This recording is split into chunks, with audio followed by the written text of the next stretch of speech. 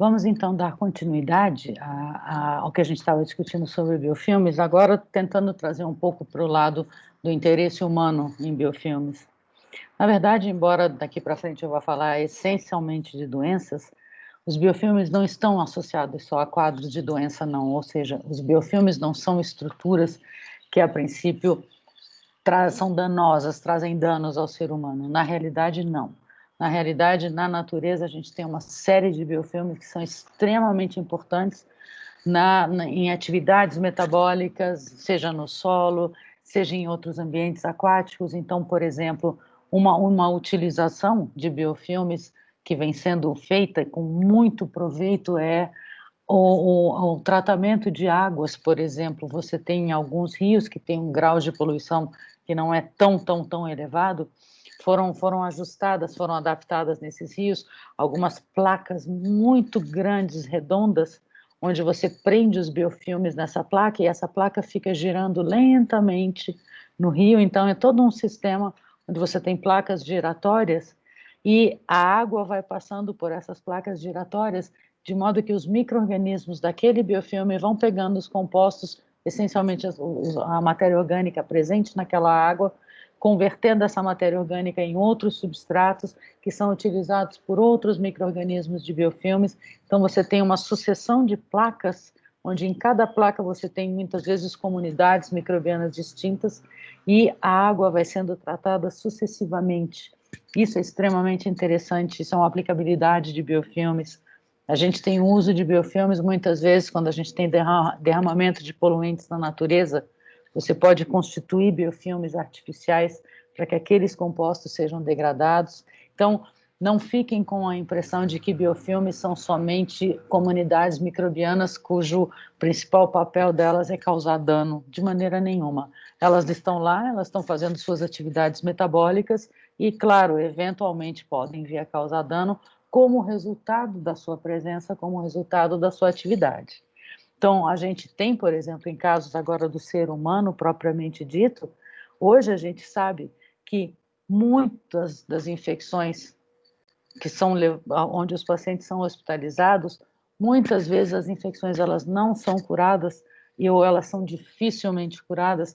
Por quê? Porque elas associam biofilme. E vocês viram na aula passada que a presença da matriz muitas vezes pode dificultar a penetração do antibiótico, ou muitas vezes os micro-organismos mais da superfície podem ser resistentes àqueles antibióticos e degradar o antibiótico. Então, quando o antibiótico ele chega a entrar no biofilme, mas ele pode ser inativado antes de chegar na população microbiana de interesse. Então, o que acontece? A gente tem uma série de doenças associadas a biofilmes. Algumas entidades médicas tendem a dizer que nós estamos tendo epidemias virtuais crônicas, exatamente devido aos biofilmes, porque vejam, não só você tem uma infecção, por exemplo, um processo infeccioso com associação de biofilme, mas um dos principais problemas associados a doenças causadas por biofilmes são as infecções de dispositivos implantáveis. Então, olhem essa imagem aqui. Isso é um artigo bastante antigo, é de 99, de 1999, onde aqui o autor ele já mostra uma série de doenças infecciosas causadas por biofilme, onde a gente tem muitas vezes a participação de dispositivos implantáveis. Então, por exemplo, válvulas cardíacas, tubos endotraqueais, catéteres, dispositivos, próteses ortopédicas, embora em vários outros casos a gente tenha doença não associada, tá? Mas muitas vezes as doenças causadas por biofilme, elas são mais predominantes, talvez elas são muito frequentes quando você tem a implantação de qualquer dispositivo, e não precisa ser obrigatoriamente uma prótese, uma lente de contato, por exemplo, que não seja bem higienizada, ela pode vir a causar problemas se por conta da formação de biofilme. Então, aqui nesse quadro, a gente tem as doenças e aqui os principais organismos que causam essas doenças. E vejam, a gente tem estafilococos, mais de uma espécie, nós temos a Pseudomonas aeruginosa, nós temos coli, Isso é um artigo muito antigo, gente. Hoje em dia a gente já tem várias outras espécies bacterianas causando doenças por conta de biofilme. O primeiro biofilme humano que foi estudado foi a placa dental.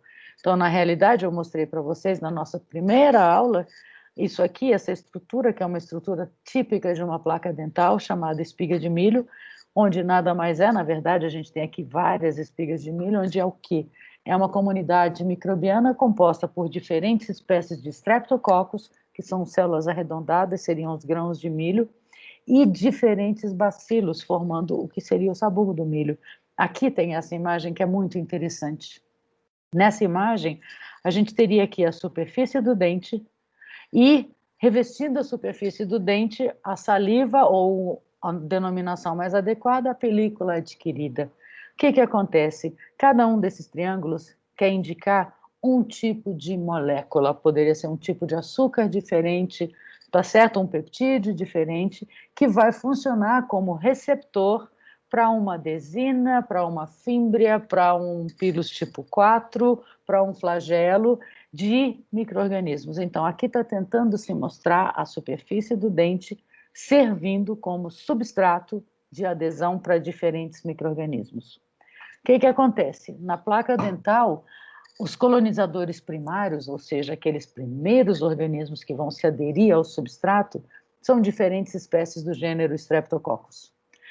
O que acontece é que esses Streptococcus, eles atuam agora como superfície que pode ser colonizada por outras bactérias. Aqui nós temos só bactérias, por uma variedade de bactérias. E o que vai acontecer? Dependendo de quem se aderir, nós vamos ter casos de maior ou menor gravidade de doenças, ou um caso onde uma placa dental, a princípio, não está associada a grandes quadros patológicos. Então, o que acontece? Por exemplo, quando eu fiz microbiologia, os meus professores eram dentistas. E na época não se conhecia ainda biofilmes, não se discutia biofilmes. E eu lembro dos professores chegarem, porque eles clinicavam, e eles chegavam na aula e falavam: nossa, o meu paciente tinha uma placa dental super espessa e, na verdade, ele não tinha doenças orais. Enquanto que o outro professor falava: não, mas na realidade, no meu consultório eu recebi um paciente onde ele praticamente não tinha placa dental e estava perdendo os dentes. O que acontece? Eu estou falando dos anos 80, início dos anos 80. Naquela época, acreditava-se que quanto maior fosse a placa, mais espessa, ou seja, quanto mais micro-organismos existissem na placa, pior seria para a saúde do dente. E a gente sabe que não é isso, não é quantos micro-organismos estão lá, mas sim quais micro-organismos estão lá. Então é qualitativo e não quantitativo. Então o que acontece? Eu posso ter uma placa dental extremamente delgada, com poucas camadas. No entanto, dependendo da população microbiana, eu vou ter casos mais ou menos graves de doença. Por exemplo, se eu tiver uma grande quantidade dessa bactéria aqui, que eu estou circundando, chamada Fusobacterium nucleatum, ela é um bacilo. Se essa bactéria está presente em grandes números na placa, isso é muito problemático. Por quê? Porque ela serve como sítio de adesão para algumas bactérias que são bastante perigosas, porque elas têm um alto potencial de destruição de fibras de colágeno, de promover reações inflamatórias. Então, por exemplo, o Fusobacterium nucleatum, ela serve como substrato para uma bactéria que se chama Agregatibacter actinomycetem comitans. Essa bactéria é responsável por um quadro chamado periodontite agressiva, ou periodontite, antigamente era chamada de periodontite juvenil, que é um quadro que acomete pessoas jovens, por isso o nome, onde rapidamente a pessoa perde a dentição. Por quê? Porque essa bactéria secreta uma série de produtos que destroem e degradam a fibra de colágeno, que mantém fixo o dente ao osso. Então, eu tenho a adesão do Agregatibacter actinomycetem comitans, eu tenho a adesão de Porphyromonas gingivalis, que é também uma bactéria que é periodontopatogênica, eu tenho espécies de treponema, que são espécies importantes também em quadros de doença periodontal. Então, vejam, se eu não tenho muito Fusobacterium nucleatum, eu não tenho a adesão tão expressiva dessas espécies. Então, hoje a gente está vendo que o biofilme dependendo da composição dele, ele pode trazer mais ou menos problemas àquele sítio onde o biofilme está formado. Tudo vai depender da composição. Além disso, o que acontece? A gente, então, tem, como eu falei para vocês, uma epidemia crônica associada a dispositivos implantáveis. Então, vejam, aqui a gente tem um exemplo bem bobo. Nos Estados Unidos, onde você tem uma implantação por ano, mais ou menos, de 150 milhões de dispositivos intravasculares, nós temos 250 mil casos de sepse. O que é sepse? Sepse é a multiplicação de micro-organismos na corrente circulatória, ou seja, é a disseminação deles por todos os nossos órgãos e tecidos. Então, isso é extremamente grave. Eu vou colocar alguns exemplos, então, para vocês. O que a gente tem? A gente tem válvulas cardíacas, marca-passos, catéteres, próteses sendo colonizados por micro-organismos que formam biofilmes e podem comprometer o funcionamento desses dispositivos. E como eu falei para vocês, a gente tem uma série de espécies de estafilococcus, as principais, o Staphylococcus aureus, o Epidermides, a Pseudomonas aeruginosa. A gente pode ter quadros de endocardite causadas por aqueles streptococcus orais. Então, por que muitas vezes, quando nós vamos fazer um procedimento odontológico de maior porte, tipo uma extração de um dente, por que os dentistas recomendam e a gente faz uma antibiótico terapia profilática? Exatamente por isso, porque a gente, na hora que fizer a extração do dente, você está abrindo uma cavidade, você tá liberando o acesso dos micro-organismos orais, da microbiota oral. Lembrem-se aqueles streptococcus alfa-hemolíticos, quando eu falei na aula de nutrição. Streptococcus alfa-hemolíticos são os principais componentes da nossa microbiota oral desse gênero. O que acontece? Eles podem ter acesso à corrente circulatória e algumas espécies de Streptococcus alfa-hemolíticos, eles conseguem se aderir às fibras cardíacas, ao coração, ao tecido do coração, e eles podem formar biofilmes lá, causando então casos de endocardite. Como eu mostrei na aula passada, a Pseudomonas aeruginosa pode causar quadros de pneumonia em indivíduos não só com fibrose cística, mas especialmente perigosa em indivíduos com fibrose cística. Então, vejam, a gente tem o quê? Isso aqui é um exemplo, uma imagem de um tubo endotraqueal que foi inserido no indivíduo e depois que foi retirado, se viu que ele estava completamente recoberto por um biofilme microbiano. Isso é um experimento muito interessante feito em camundongos. Na verdade, foi feito um biofilme artificial, de novo, de Pseudomonas aeruginosa. Eles introduziram o catéter nos animais e retiraram o catéter depois de alguns dias. Então, vejam, um catéter de Teflon antes da inserção, aqui 4 dias após a inserção e 8 dias após a inserção. A gente vê nitidamente como o catéter está sendo revestido por um biofilme. Aqui nós temos, então, uma imagem microscópica de uma seção pulmonar de um paciente com fibrose cística, e isso aqui que vocês estão vendo são células de Pseudomonas. Aqui é uma imagem de um paciente que tinha osteomielite, ou seja, esse indivíduo, ele foi tratado por vários anos com antibiótico, fizeram raspagem do osso. Se a gente pensar no tecido ósseo, é um tecido bem mais poroso. Tudo isso que vocês estão vendo, essas esferas escuras, são células de Staphylococcus.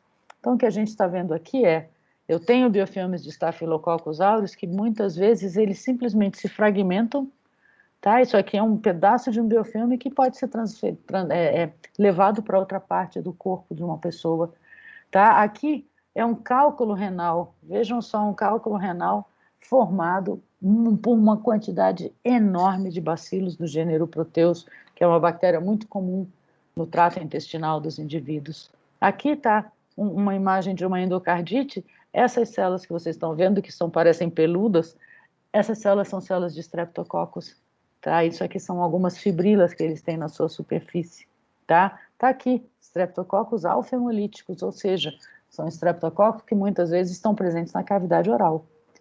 A gente vai ter outras situações, indivíduos com prostatite, e como eu falei para vocês, na verdade, não só bactérias formam biofilmes. Arqueias podem formar, fungos podem formar, eu posso ter biofilmes de poliespécies, múltiplas espécies de diferentes domínios, dos 3 domínios da vida juntos. Isso aqui é um catéter que foi colonizado e tem um biofilme formado por Cândida. Então, a gente está vendo aqui a Cândida, essas células arredondadas. O que acontece? A formação do biofilme é muito complicada. Por quê? Porque, como a gente viu lá, há um aumento de resistência aos antibióticos de uma série de micro-organismos quando eles estão em biofilme. Então, o que vai acontecer? Muitas vezes eu vou dar um exemplo para vocês talvez entenderem melhor o que eu estou querendo dizer. Imagina que o indivíduo está com uma infecção urinária, causada por um biofilme que está lá. O que acontece? Quando essa pessoa colher a urina, se ela for fazer uma cultura e um antibiograma, que é o que deveria ser feito, ou seja, ver que micro-organismo está causando aquela infecção e o que é um antibiograma? É um teste onde você avalia o perfil de sensibilidade daquele micro-organismo aos antibióticos. Então, o que aconteceria num caso desse? O indivíduo está com uma infecção urinária por conta de um biofilme e na hora que ele coleta a urina para levar para o laboratório, o que ele está pegando na urina? Ele está pegando células planctônicas, ele não está pegando células de biofilme, ou no máximo um pedacinho de um biofilme que se desprendeu. Mas a grande maioria das células vão agora estar planctônicas, quando essas células forem colocadas num tubo de ensaio para crescer. Então, aí, muito bem, você identificou a bactéria, só que você identificou a forma planctônica dela. Quando você fizer um antibiograma, o que vai acontecer? Provavelmente, o perfil de sensibilidade dela vai ser diferente do perfil que ela teria se ela estivesse num biofilme. E essa imagem é perfeita para explicar isso. Gente, isso aqui é uma tabela mostrando algumas bactérias, tá? Aqui, os antibióticos, e eles estão comparando a concentração de antibiótico necessária quando a célula está planctônica, ou quando ela está em biofilme. É só para esclarecer o que significa MIC e MBC, são siglas do inglês, onde MIC significa concentração mínima inibitória. Concentração mínima inibitória. MBC, concentração mínima bactericida. O que significa isso? MIC é a menor concentração que inibe o crescimento desse micro-organismo, tá? Não obrigatoriamente eles vão morrer naquele minuto, elas estão mortas, é a concentração que elas não conseguem mais se reproduzir. E o MBC é a concentração mínima que mata, bactericida. Então, olhem só isso. Eu tenho, por exemplo, Staphylococcus aureus, no caso do antibiótico vancomicina, que muitas vezes é uma das únicas alternativas que sobram para o tratamento de uma infecção por Staphylococcus aureus, se o Staphylococcus aureus está planctônico, 2 microgramas por ml de vancomicina é suficiente para matar, é o MBC. No entanto, se o Staphylococcus aureus estiver em biofilme, eu preciso, ao invés de 2 microgramas por ml, eu preciso 20 microgramas por ml, para que haja a concentração mínima bactericida. Olhem o caso da Pseudomonas aeruginosa. A Pseudomonas aeruginosa, em relação ao imipenem, que é um antibiótico bastante utilizado, se ela está planctônica, a concentração mínima inibitória é de 1 micrograma por ml. Só que se ela estiver no biofilme, a concentração mínima inibitória passa para 1.024 microgramas por ml. E assim sucessivamente. Então, o que acontece? A gente tem um grave problema no nosso país, que é, a gente normalmente, quando você vai, e você está com um processo infeccioso, normalmente, se você vai a um consultório, o que acontece? O médico te atende e ele já te prescreve um antibiótico. Eu não estou criticando o médico, isso é uma questão de saúde pública nossa. É uma conduta que cada vez mais está se mostrando perigosa. Por quê? Porque a gente está tendo cada vez mais a disseminação da resistência aos antimicrobianos. Então, se você vai e você não faz uma cultura em um antibiograma, você pode estar tomando um antibiótico equivocado, na concentração equivocada. Mas mesmo que você faça, supondo que você faça, você leva o seu material para o laboratório, no exemplo da urina, o que a gente pegou provavelmente são células planctônicas, que quando for feito um antibiograma, olhem como o valor é equivocado. Então, a gente está sentindo isso na pele hoje em dia. São necessárias outras abordagens para que a gente possa realmente entender e tratar processos infecciosos associados a biofilme. Então, por isso que eu falei muitas vezes, o diagnóstico e o tratamento não são triviais, ok? O que tem sido feito hoje em dia para se tentar minimizar isso? Tem se tentado, por exemplo, revestir os dispositivos implantáveis com agentes antimicrobianos, por exemplo, com clorexidina, que é uma solução muito comum usada em enxaguantes bucais, ou fazer tratamento com sais de prata nos catéteres, porque pode muitas vezes ajudar. A prata tem uma atividade antimicrobiana. Você faz o quê? Você pode usar outros compostos químicos para tentar tratar esses dispositivos. Mas o que acontece é que ainda não tem um tratamento que a gente fale, olha, realmente isso impede a formação de um biofilme. Ao invés de se usar tratamentos químicos, tá? Muita gente está trabalhando no desenvolvimento de novos materiais que dificultem a adesão, porque se você conseguir evitar essa adesão inicial dos micro-organismos, você vai dificultar a formação de um biofilme, ok? Bem, eu espero que tenha ficado claro para vocês e numa próxima aula, então, a gente vai discutir um assunto extremamente relacionado, que é o quorum sensing. Muito obrigada.